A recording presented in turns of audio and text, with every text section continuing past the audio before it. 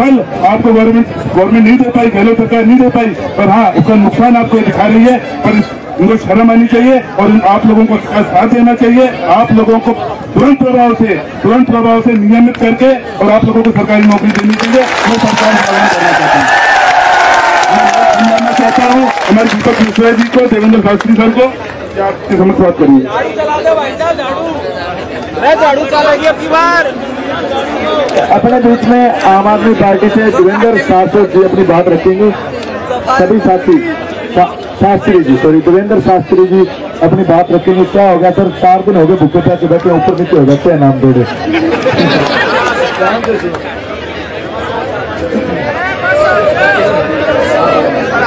साथियों नमस्कार। ये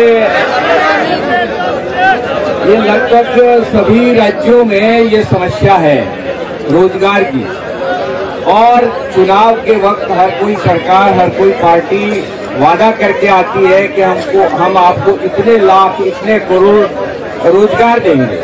युवकों को बहुत बरगलाया जाता है।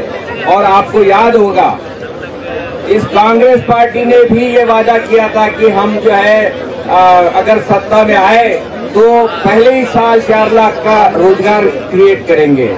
रोजगार क्रिएट करना तो दूर, आप लोग जिस तरह की संकटपूर्ण स्थिति में आगे आए और लोगों की मदद की और इस सरकार की बेइज्जत होने से बचाया, उसके लिए ये आपके साथ इस तरह का व्यवहार करते हैं।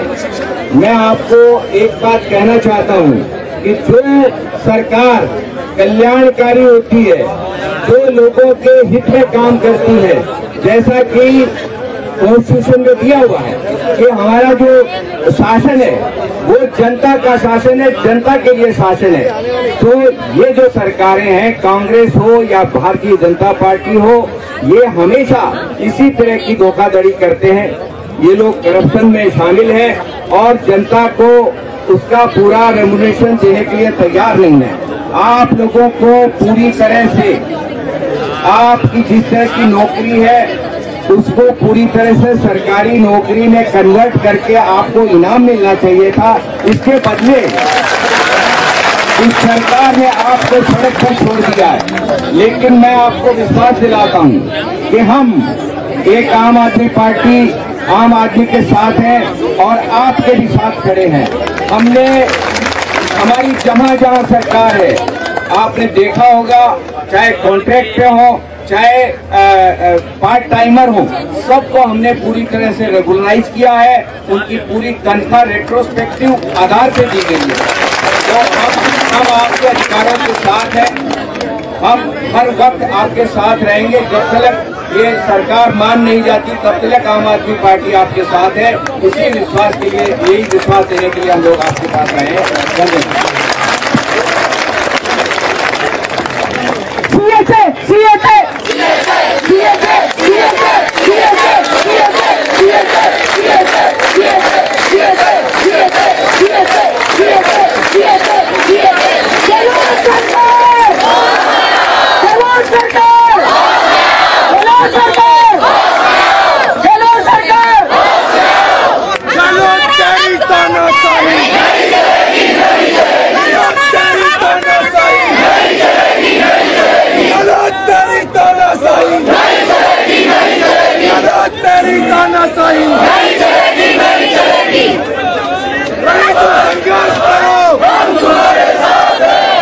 संघर्ष करो, तेरी तानाशाही नहीं चलेगी, नहीं चलेगी।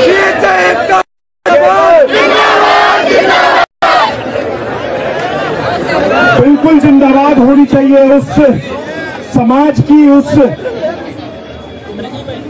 युवा की इस देश में।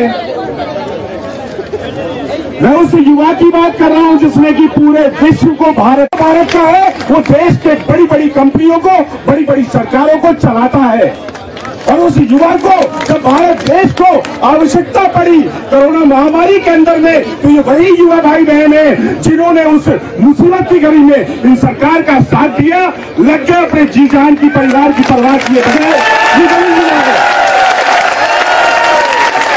आज ये युवा अपना अधिकार मांग रहे थे, सरकारें मौन बैठी है।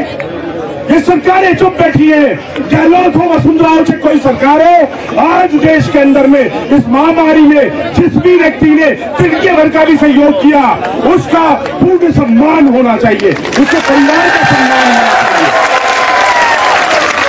आज इन भाई बहनों को इस तपती धूप के अंदर में यहाँ पे सभी जमीन पर बैठना पड़ रहा है, सरकार का विरोध करना पड़ रहा है। सरकार की कान में चू तक नहीं रहती, जो कि ये सिर्फ हमारा उपयोग करना जानती है, इस देश के युवा को निचोड़ना जानती है।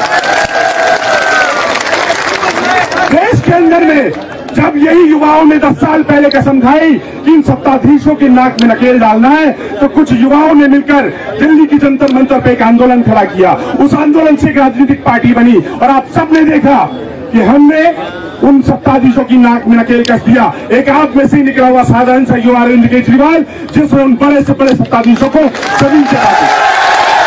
क्या हुआ? लेकिन किस लिए हुआ ये? किस लिए हुआ ये? हुआ इसलिए क्योंकि वहां पे युवाओं की सुनी गई। छोटा सा राज्य, इस देश का सबसे छोटा राज्य, आज क्या निकाल के देता है? दिल्ली के अंदर में कह रहे हैं कि 20 लाख नौकरी बेरोजगारों को दी जाएगी। ये कितनी बड़ी बात है। यहाँ पर मात्र 27 से 28 हजार नौकरी के लिए जमीन पर बैठना पड़ रहा है, अनशन करना पड़ रहा है, धरना करने पड़ रहे हैं। और ये वो लोग हैं जिन्होंने महामारी में अपने परिवार को सोचे बगैर, परिवार का नुकसान सोचे बगैर, जमीन पे लग के, अस्पताल में लग के, हर जगह लग के इन्होंने सरकार की सेवा की, जनता की सेवा की। आज उनको यहाँ पर जमीन पर बैठना पड़ा। बड़ा दुर्भाग्य की बात है, इस राजस्थान के अंदर में सरकार सुनने को तैयार नहीं है। मैं यहाँ पर विनय मिश्रा जी हमारे राजस्थान के प्रभारी हैं, उनकी तरफ से आज पूरी टीम के साथ में यहाँ पर हम लोग आपके बीच में एक बात करने आए, कोई भाषण करने नहीं आए। भाषण करना हम लोगों को आता भी नहीं है, हम लोग नॉन पॉलिटिकल लोग हैं। आपकी तरह युवा है, मेरा भी व्यापार था, मैं पढ़ाता था, पढ़ता था, निकल के कुछ निकला और हम आंदोलन में लग गए। आपकी साथ में तब तक खड़े हैं जब तक ये मुद्दा सरकार हल न कर दे, जब तक इस मामले को हल नहीं लगा, तब तक आप लोगों के साथ हम खड़े हैं।